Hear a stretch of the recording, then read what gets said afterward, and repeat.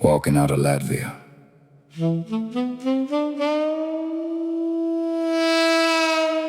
I don't remember the exact day I left Latvia. People always expect you to remember things like that. The date, the time, the grand farewell. But that's not how it happened. The truth is, I'd already left long before my boots touched the road. Leaving starts quietly. It starts when you stop making plans for next year.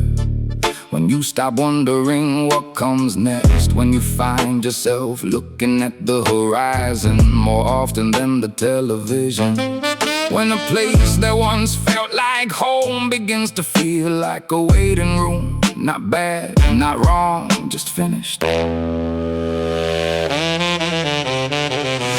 I remember standing outside with a coffee black, always black, looking across a landscape I'd walked 1,000 times before. Fields, trees, sky, nothing had changed. The birds were still busy with bird business. The wind still had that Baltic bite to it. The world carried on exactly as it always had, only I didn't belong there anymore.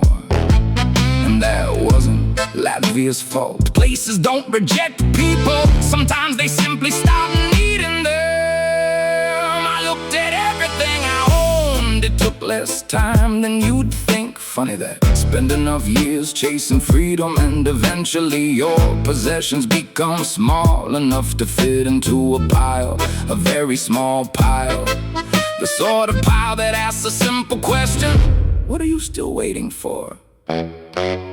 People imagine courage as some dramatic thing, a charge into battle, a leap into the unknown. Most courage is much quieter than that.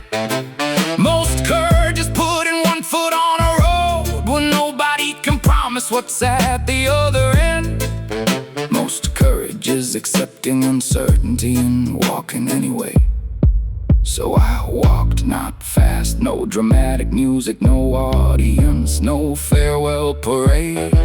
Just a man, a couple of dogs, and a road disappearing into the distance. The first few miles felt strange, not frightening, not exciting, just strange.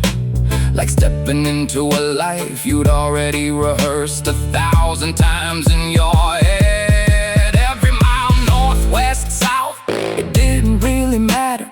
Direction was never the point, movement was. The road is always understood, something that buildings forget. You don't have to know where you're going, you only have to know you're no longer meant to stay. And somewhere behind me was Latvia, ahead of me was uncertainty.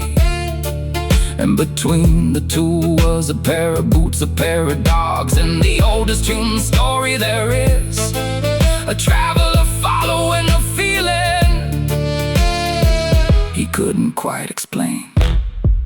I never walked out of Latvia, not really. I left weeks before. The walking was just the paperwork.